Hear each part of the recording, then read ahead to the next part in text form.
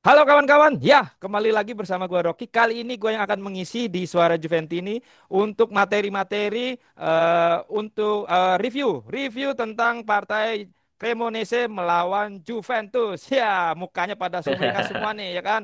Karena kita ketahui bahwa hasil kemarin Juventus menang nih melawan Cremonese, skornya tipis. Tapi di situ gua nggak sendirian, selalu ditemani oleh teman-teman yang selalu mengisi di layar kaca Suara Juventini.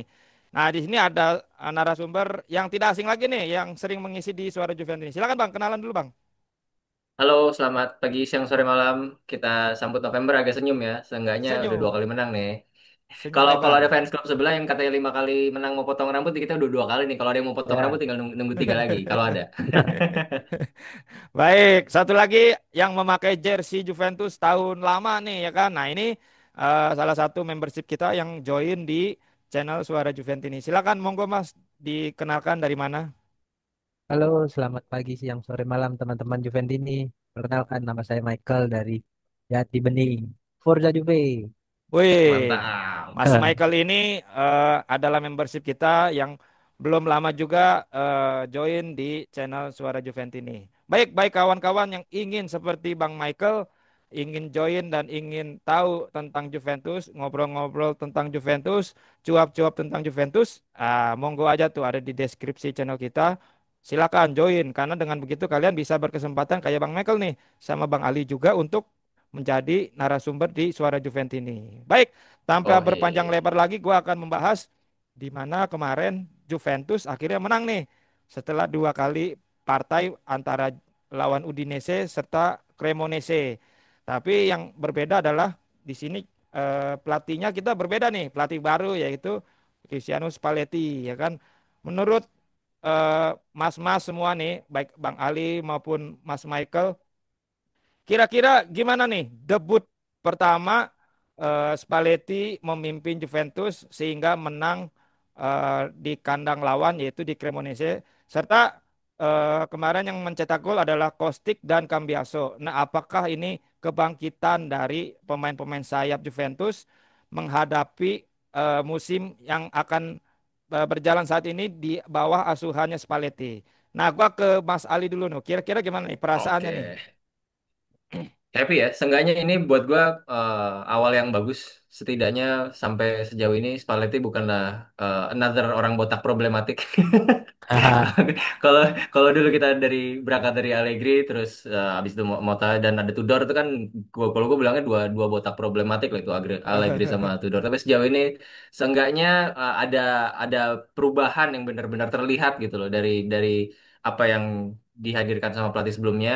Terus sebenarnya udah mulai terlihat ketika dipegang Om Bram kan pas lawan Udinese, itu pun juga katanya Oh kan ya. udah ada komunikasi awal dengan Spalletti gimana tim ini di setup. Gongnya ketika Spalletti debut lawan Cremonese kemarin, kita bisa lihat memang ada gimana tim ini di setup ya, dengan sebenarnya justru tambah Yildiz karena dia lagi Hmm. disimpan untuk load management buat partai Champions League kan. Iya betul. Spalletti ini memang terlihat langsung bikin beberapa perubahan yang seenggaknya terlihat meskipun lawannya cuman Cremonese tapi bisa bisa dijalankan gitu seenggaknya. Di situ kita lihat Juve 15 shots on target, XG-nya 2 lebih. Nah, itu at least indikasi kecil lah gimana tim Hmm. ini nih sebenarnya dengan materi yang ada tuh bisa loh buat works dan main main bagus. Ya, dan buat gue juga ini jadi kayak semacam hadiah kecil lah. Kan kemarin tim kesayangan kita ini habis ulang tahun Oh ke berapa? iya. 128. Nah, hadiah kecil lah ini nah, buat Selamat ulang buat ulang tahun tahun. Juve. Selamat ulang tahun. Mungkin banyak dari kita Oke. cinta pertamanya Juve ya sebelum ketemu pasangan masing-masingnya. Nah, selamat Wih, ulang Ya, tahun. mantap.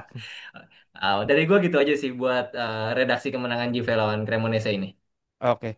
Tapi untuk satu lagi pertanyaan yang di mana kan kemarin Kostic dan Cambiaso itu kan cetak gol. Nah, ini Hmm. menandakan bahwa sistem sayap Juventus kembali aktif lagi nih di bawah asuhannya Spalletti. Apakah ini menjadi tanda-tanda apakah Spalletti kedepannya akan memakai eh, untuk pola penyerangnya melalui sayap kah? Apakah emang hanya ini partai untuk Cremonese aja nih? Gimana Bang Ali? Oh, menurut gue indikasinya memang ke situ ya, karena Juve ini sebenarnya punya stok pemain di sayap tuh lumayan ada gitu loh. Kalau kita lihat kemarin yang dimainin Kostic sama Cambiaso, sementara kita Hmm. juga tahu di bangku cadangan yang kemarin juga sempat main ada Chico sama Joao Mario. Chico sendiri ketika dimainin bisa langsung ngegas dan aksinya kan berujung ke gol kemenangannya Cambiaso kan. Nah, Ya, gue mau highlight nih tapi bagusnya nih sebenarnya Cambiaso nih ditweak sama Spalletti jadi kayak gimana dia dimainin di timnas. Kalau di timnas kan dia nggak mungkin main di kiri karena udah ada Di Marco kan. Jadi dia ya. ditaruh di kanan tapi dia bisa diizinin masuk ke dalam buat support tengah. Nah, semalam tuh lumayan jalan banget malah sebenarnya ketika Cambiaso ditaruh di kanan tapi dia dibebasin meringsek ke dalam buat ngebantu di tengah untuk support Locatelli sama Thuram gitu. Oh, Buat ini apa buat apa highline yang garis tinggi pertahanan tuh gue rasa ya. sih itu bakal banyak dipakai cuman di Serie A ya karena memang kalau kalau kita pengen main kayak gini di kompetisi Eropa, let's say UCL itu harus hati-hati banget nggak bisa sembarangan Hmm, karena tim-tim top di Champions League tuh udah punya cara instan lah buat menghukum tim-tim yang sok-sokan main dengan highline kayak gini gitu. mm-mm. Jadi ya eh, memang memang Serie A nih bisa jadi kompetisi untuk mematangkan gimana Juve bisa main dengan highline gitu aja kalau gue bilang. Oke, baik. Nah, gua ke Mas Michael nih, Abang Michael aja karena Batak pula kan sama pun. Nah, jadi gimana perasaannya melihat debutnya Spalletti di mana menang 2-1 melawan Cremonese. Terus pertanyaan kedua ya sama tadi dengan Bang Ali, di mana Cambiaso dan Kostic itu mencetak gol dengan pola pertahanan yang tinggi. Nah, kira-kira gimana nih Bang Michael? Silakan Bang Michael. Oke, gue jawab langsung semua ya Bang ya. Ya, Ya tentu buat laga debutnya Spalletti ini sangat bagus ya. Ini biasalah kalau pelatih baru bawa bawa kemenangan itu pasti auranya harusnya bagus gitu. Tapi bukan hanya kemenangan, ngelihat pertandingannya itu juga memang Spalletti nggak main pragmatis. Memang dia hmm, mengandalkan Hmm. segala kekuatan yang Juve punya itu yaitu sayap gitu kan. Namun dia juga coba-coba apa namanya itu eh, formasi baru ya kan kalau dilihat kan 4-3-3 dengan Kostik di kiri dan Openda di kanan di mana itu ya, Hmm. nggak biasa banget tuh. Tudor baik Tudor dari Mota juga nggak pernah tuh kayak gitu. Jadi kabar bagusnya adalah memang Spalletti menang, mainnya bagus dan dia mau mencoba formasi baru. Padahal itu pertandingan pertama.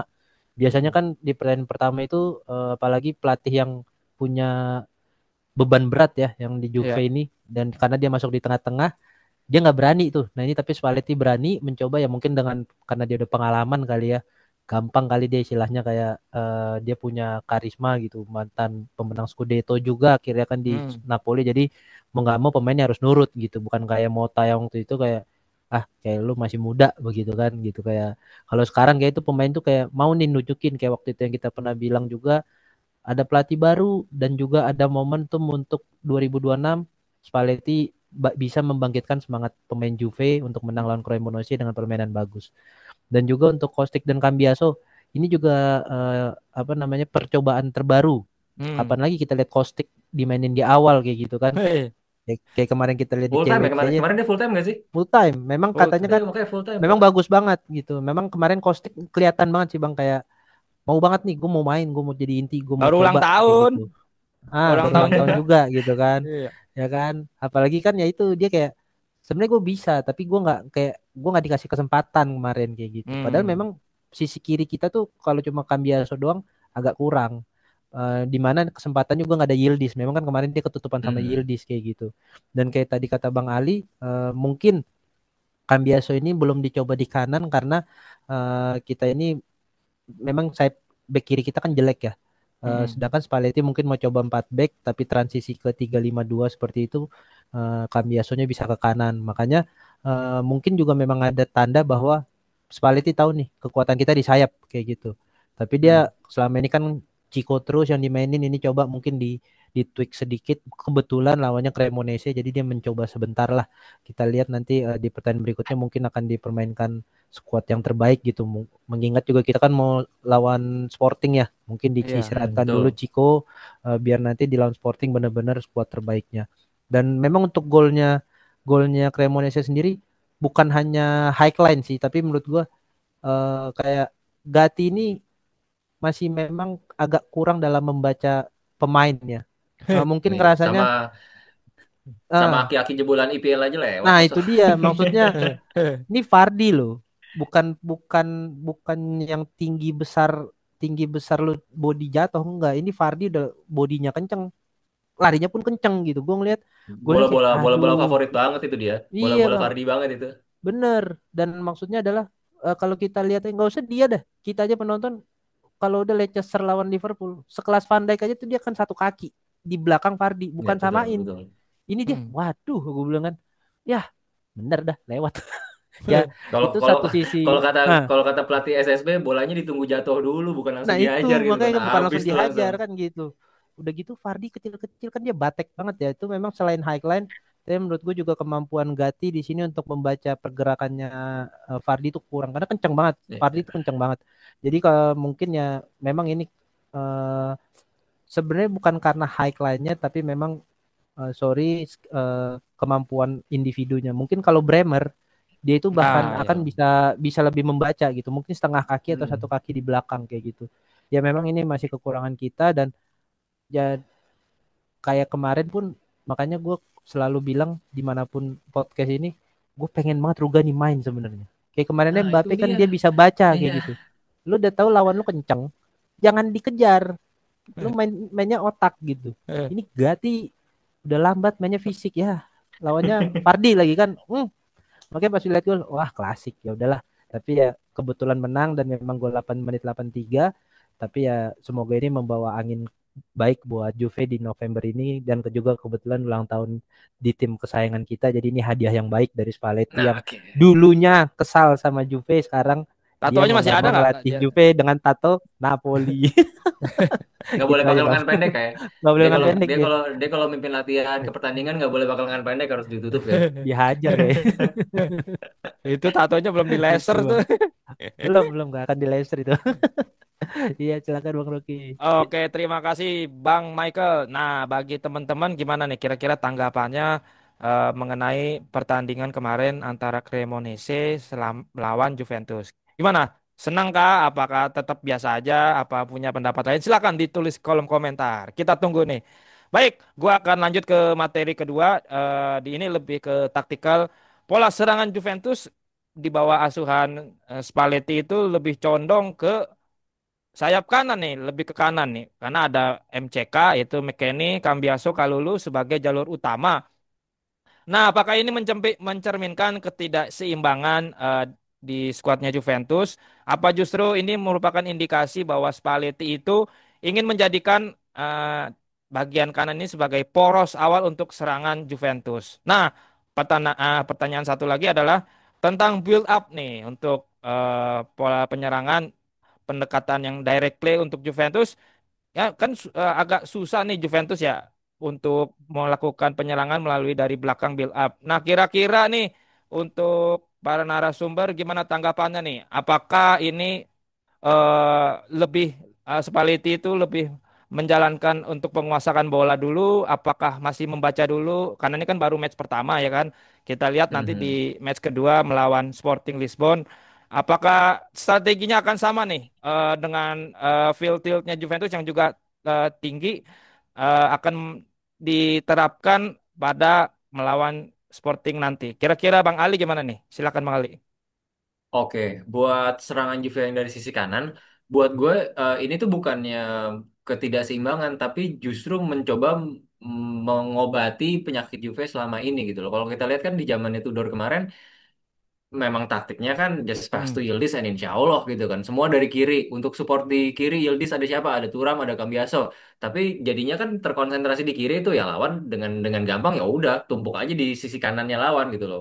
Karena ya harus kita akuin ya Yildiz sejago-jagonya dia ya akan susah kalau di press 2 3 4 pemain. Nah, jadi di sini buat gue nih kemarin lawan Cremonese banyak main dari sisi kanan tuh justru biar ada variasi serangannya. Karena kalau kita lihat dengan dia main di sisi kanan, Juve main di sisi kanan itu kan harapannya lini pertahanan lawan siapapun itu kan nanti ke stretch tuh.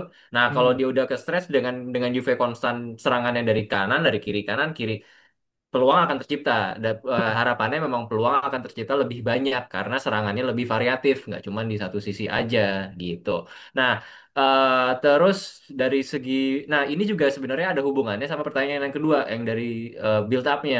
Kalau kemarin kan kita disuguhkan dengan suatu apa ya? tactical shift gitu di mana pas di Hmm. awal yang nonton pasti semua akan aneh kok tiba-tiba satu Kob Miners masih main. Dua, tapi mainnya di mana ya? Dan ternyata kan kita bisa lihat kalau semalam tuh Kob Miners full sepanjang pertandingan ditaruh di LCB gitu. Main 3 back Kob Minersnya yang di sebelah sebelah kiri, Ya. left center back kan. Usut punya usut katanya memang Spalletti udah diskusi sama dia dan dia mengiyakan karena memang dulu kalau nggak salah di tim junior dia di Belanda di mana sih AZ Alkmaar kalau nggak salah dia tuh sempat memang memang main-main di situ dan yang Hmm. memang akan diutilize itu tuh lebih ke kemampuan ball playing dia. Nah, jadi karena kan sejauh ini yang main di sisi kiri di LCB-nya Juve itu kan Kelly. Kita bisa tahu lah, Kelly ini kan serba nanggung nih. Dia mau jadi ball playing, distribusi bolanya nggak bagus-bagus amat. Sementara kalau mau dijadiin pemain bertahan murni, ya masih sering lewat lah, masih sering kagak lompat lah, yang gitu-gitu. Nah, jadi di awal-awalnya Spalletti ini nih, Co-Miners mau ditaruh di left center back dengan tujuan memang dia difungsikan sebagai ball playing defender. Nah, Hmm. ball playing defender ini nih butuh buat nge-bypass operan langsung langsung ke sepertiga akhir lapangan. Jadi build up-nya tuh nggak pelan. Build up-nya Juve tuh nggak Kencang. pelan karena memang harus diakuin build up yang pelan yang harus dari belakang ke tengah baru ke akhir lapangan ke depan gitu. Itu tuh butuh gelandang yang satu press resistant dan dua kreatif. Nah, di Juve ini masih kurang. Eh, kita bisa lihat paling gelandang Juve yang press resistant kalau nggak Locatelli Thuram itu pun masih sering masih belum konsisten gitu kan. Itu jadi masih suka ada errornya dan itu kan kalau ada turnover di tengah dan transisi Juve masih jelek itu kan bahaya banget. Kan Juve sering banget tuh kebobolan kayak gitu kan. Kemarin lawan Ya. Udinese juga ada kayak gitu bobolnya. Nah, Cominers kemarin tuh hitungannya buat gue sih lumayan bagus ya untuk debut kembali dia sebagai seorang left center back gitu loh. Dia kalau kalau kita lihat statistik ada 3 kali, 8 kali passing ke final third. Itu artinya dia passing dari belakang langsung bypass di tengah diterima di sepertiga akhir lapangan itu ada 8 kali. Setara sama Locatelli. Malah sebenarnya Kopenhagen ketika main jadi gelandang hampir jarang banget passing to final third. Hilang bola, kerebut lah dan kawan-kawan. Terus kemarin juga dia ada 5 kali dari 8 percobaan itu ada accurate long balls. Balik lagi, trades ball playing dia kelihatan jalan di pertandingan semalam. Ya, gue sih berharapnya eksperimen ini bisa bisa berhasil ya, karena kalau di grup WhatsApp gue capek juga gitu loh. Setiap Copeners bikin kesalahan, gue posting si stiker yang itu tuh, yang Copeners ini jeleknya kayak nggak pernah latihan ya gitu. Ya, tapi kalau kalau kalau harus objektif, memang semalam Copeners main jadi LCB solid ya. Gue bisa kasih nilai yang let's say 7 dari 10 lah, karena yang mau yang mau diutilize dari dia itu adalah trades ball playingnya dan semalam sebenarnya jalan. Jadi untuk bola itu dibawa ke sepertiga akhir lapangan tuh cepat. Nah, dari sepertiga akhir lapangan tinggal tugasnya pemain depan deh tuh, si Cambiaso yang jadi kreator di kanan, Kostic yang jaga kelebaran di kiri, sama kalau kemarin kita lihat kan McKennie kan ya memang dia difungsikan sebagai apa ya, tukang rusuh aja gitu, press kiri kanan, alirin bolanya secara simpel. Nah, semalam tuh meskipun lawannya hanya Cremonese, terlihat memang strategi ini jalan gitu. Oke, baik. Terima kasih Bang Ali. Nah, gua ke Bang Michael nih. Kira-kira Juventus gimana nih? Main sisi kanan mulu. Apakah ini merupakan suatu ketidakseimbangan sistem? Apakah menjadi poros awal serangan Juventus di ke depan ke partai-partai berikutnya? Serta gimana nih proses build up atau pendekatan direct play-nya Juventus pada kepemimpinan Spalletti? Kira-kira gimana Bang Michael? Oke. Kalau gue lihat ya Bang, yang untuk pola serangan di sisi kanan ini mungkin kalau bisa dibilang agak pragmatisnya Spalletti. Ya biasalah, pertandingan pertama ya kan, dan gak ada Yildiz yang pemain eksploitatif kita dari kiri ya. Mau nggak mau kita memang bikin yang terbaik lah dengan kekuatan kita, ya udah itu di sisi kanan gitu, dengan adanya Cambiaso bisa di kanan, McKennie dan kemarin juga Openda bisa ke kanan ke kiri dan Kostic jadi fokus ke kiri. Tapi kan dengan melihat itu mungkin bukan ketidakkeseimbangan sih, tapi lebih kita Hmm. akan Spalletti menurutnya ya udah buka aja dulu dari kanan, orang ujungnya juga golnya dari kiri kan, si Kostik Iya, akhirnya kosong Kostic kayak gitu. di awal. Kostik kosong gitu kan, tapi mungkin dengan ya udah kita ngacak aja di kanan tuh pasti bingung lah nanti, mereka mereka kan fokusnya maksudnya ke kiri lawan gitu. Tapi lihat dengan kayak gitu bener-bener itu gol pertama, jujur gue nggak expect sih kayak gitu. Itu pemain-pemain Tiba gol lah one ya. one one touch-nya golnya bagus sih. Iya. Openda loh, Maksudnya itu Openda walaupun dia Openda heel ya flick. Iya. apa back heel gitu kan, walaupun niatnya ke tengah tapi kan ya itu yang namanya scrimmage kan. Ternyata kena pemain lawan malah ke Kostik yang nggak dijaga kayak gitu. Jadi mungkin tuh benar kayak tadi kata Bang Ali, jadi bikin fokusnya ke kiri terus nanti pemain lawannya ke kiri, tiba-tiba Kostik masuk dari apa dari ruang kosong kayak gitu. Sedangkan nanti mungkin kalau ada Yildiz ya balik lagi bisa ke kanan, bisa ke kiri. Jadi dengan ini ya baru pertandingan pertama Spalletti lah yang menurut gue ini pragmatisnya dia kayak gitu. Dimana kan kanan memang masih sisi terbaik kita untuk sekarang. Nanti ada Yildiz kita lihat lagi ke depannya. Tapi memang mungkin bisa dijadikan poros serangan. Gue juga setuju gitu. Tapi bukan buat bener-bener sampai akhir musim sih menurut gue. Yang kedua juga pola build up dan pendekatan direct play ya juga kayak tadi ya mungkin juga karena ini masih pertandingan pertama ya Mm-mm. pemikirnya ya udahlah kita mainkan dulu yang kekuatan kita yaitu Thuram sama Locatelli yang memang Mm. build up tapi dia juga bisa direct play-nya kayak gitu. Tapi kan dia memang dengan itu ditahannya bola oleh Locatelli atau Thuram, tapi dia juga mau menyerang dengan masukin Openda dan Kostic yang biasanya di mana waktu Tudor itu nggak bisa kayak gitu. Dia akan Hmm. berfokus kepada Yildiz atau Conceição di mana mereka dua operanya ke mereka udah ntar urusan lain kayak gitu. Tapi nggak Spalletti nggak. Spalletti maunya ya, nih lu Locatelli lu punya umpan bagus nih ke depan, lu pakai dah kayak gitu istilahnya kan gitu. Kalau nggak kedua Thuram kasih Thuram dia bisa bisa ngekip bola lama di mana yang kalau memang dibilang gue juga akhirnya baru ngeh paling beberapa tahun ini ya pemain yang bisa megang 3 sampai 5 detik di kita ya cuma Locatelli dan Thuram gitu yang bisa Ya. 3 detik itu buat ngelihat ke depan nih pemain lawan di mana gitu. Jadi build up-nya dari situ ataupun mau direct ya Locatelli bisa langsung umpan ke depan kayak gitu kan. Karena memang cuma dia yang bisa umpan jauh dan langsung ke pemain yang kita pengen. Kemarin juga kan Openda juga banyak yang langsung ke depan. Sayangnya dia udah maju ke depan itu cuman Vlahovicnya selangkah di belakang dan Openda juga ngopernya terlalu pelan tuh ke kiri. Ingat nggak kalau abang-abang tuh? Ya, Ada ya. satu Mm. momen. Jadi bolanya malah di kaki kanan Vlahovic. Malah, ya kayak coba Iya. kencang dikit mungkin langsung di shoot kayak gitu kan. Ini boleh pelan banget gitu.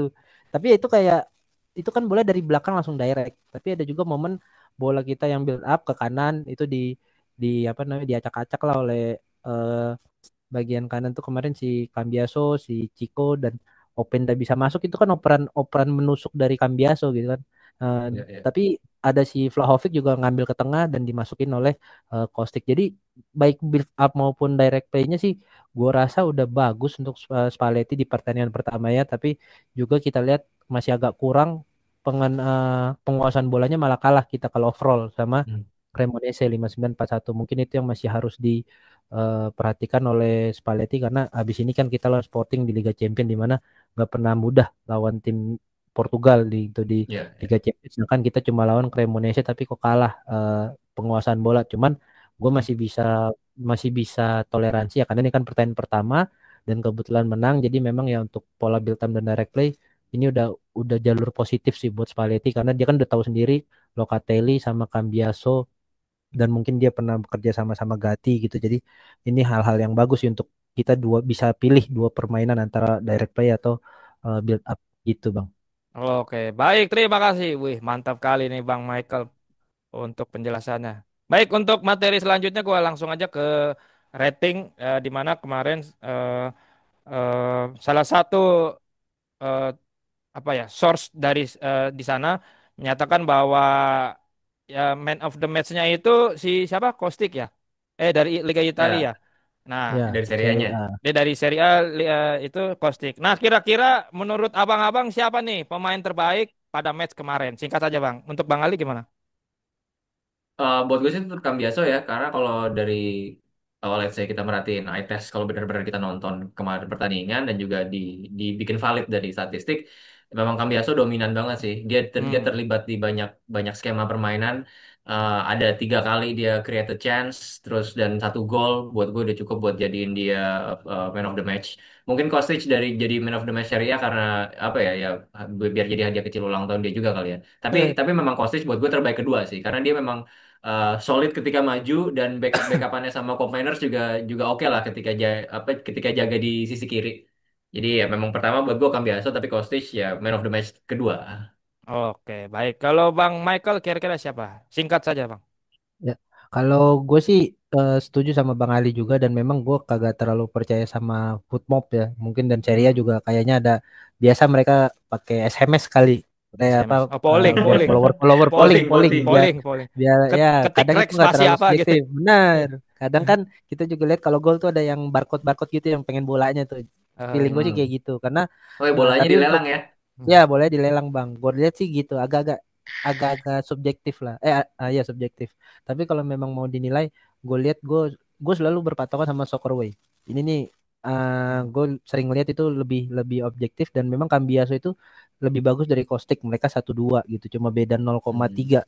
Cambiaso 8, Kostik 7,7 dan gue juga setuju dengan pendalam apa gue nonton semalam expected goals Cambiaso aja 0,2 sedangkan Kostik 0,3 di mana memang ya wajar Kostik tengah bahkan sayap depan Cambiaso kan Iya. di back kiri gitu. Jadi menurut gue memang bahkan sama-sama 1 gol jadi memang Cambiaso lebih bagus untuk expected goalnya dan akurasi juga 88 banding 84 Tocis 64 banding 58 jadi memang menurut gue Cambiaso sih memang udah layak dan lihat gol-gol Juve kemarin itu 1-2 peran bahkan gol kedua Juve kan peran Cambiaso sangat ada gitu. Kostik kan yang maaf kata memang yang gol pertama itu kan dia kosong aja tuh gitu Iya. emang sedangkan gol Em- kedua itu Emang udah hadiahnya pinternya jalan iya dari Tuhan kayak begitu. ya Iya. gitu sedangkan yang gol kedua itu kan memang Cambiaso kita lihat dia mengisi sisi kosong itu gitu yang Hmm. memang agak hoki juga ternyata kakinya Aduer apa eh, Emil malah ke dalam bolanya ya tapi Iya. itulah juga menurut gua Cambiaso yang layak sih jadi man of the match karena memang mungkin dia mau buktiin juga kali biar masuk Hmm. squad Piala Dunia lagi Nah, Oke, itu dia. baik. gitu. Iya. Terima kasih abang-abang yang sudah memberikan penjelasan pada materi kita kali ini. Terima kasih juga Bang Ali, Bang Michael. Semoga kita bisa bertemu di lain kesempatan. Akhir kata dari gue terima kasih. Jangan lupa juga nih untuk di subscribe, di like, di komen, serta di join di membership untuk Suara Juventini. Karena dengan begitu kalian bisa berkesempatan nih kayak Bang Michael nih cuap-cuap ngomong-ngomong tentang Juventus, ya kan? Jangan lupa juga di-share ke teman-teman. Ada channel yang bisa ngomong-ngomong tentang Juventus, yaitu Suara Juventini. Akhir kata dari gua, terima kasih. Mudah-mudahan kita berjumpa lagi di lain kesempatan dan mudah-mudahan Spalletti akan terus menang, ya kan? Wow, Tatonya Juve Amin. mana, ganti Bang? Amin. sama Juventus, ya kan? Akhir kata dari gua, Vino alla fine, Forza Forza Forza Juve. Juve! Juve.